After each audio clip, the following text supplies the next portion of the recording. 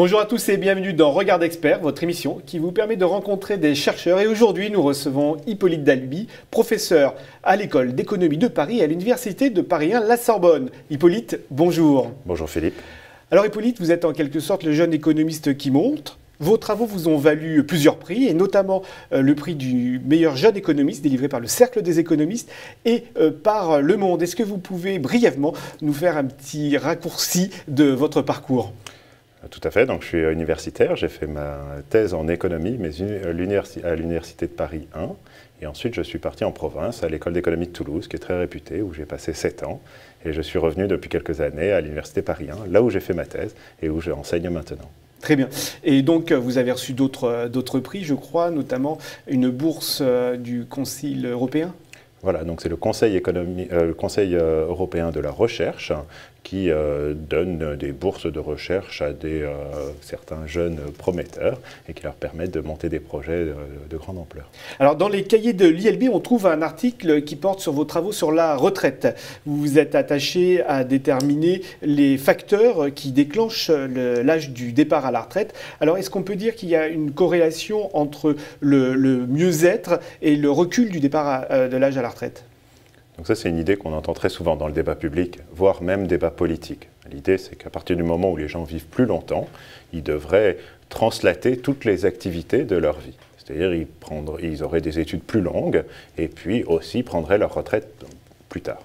Donc ça, c'est quelque chose qu'on entend souvent, mais lorsqu'on regarde les données statistiques, on n'observe pas du tout ça. Au cours du XXIe siècle, il y a eu des augmentations d'espérance de vie qui sont considérables, mais les individus ont pris leur retraite de plus en plus tôt.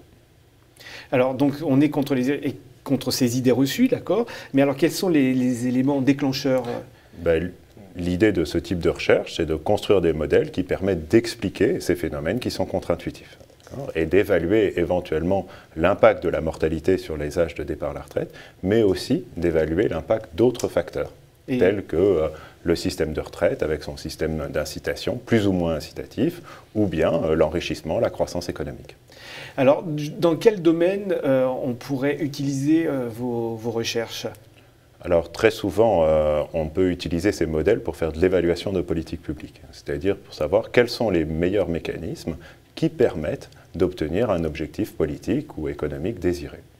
Alors, vous pouvez nous donner des domaines Alors, tout à fait. Donc, soit pour la gestion du système de retraite, lorsqu'on regarde le côté public ou politique, mais aussi l'ensemble d'assurances, notamment d'assurance vie en cas de vie ou de rente viagère, qui permettent de compléter la retraite des individus.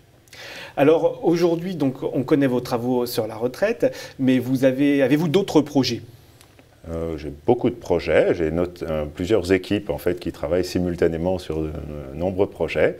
Il y en a deux que je souhaiterais mentionner ici. Ce sont une espèce d'évaluation au cours du temps des transferts entre les générations, de l'ensemble des transferts que l'on peut observer, que ce soit des transferts qui soient socialisés par la puissance publique, mais aussi par le marché, via l'épargne, ou bien des transferts à l'intérieur de la famille, ou post-mortem, comme l'héritage.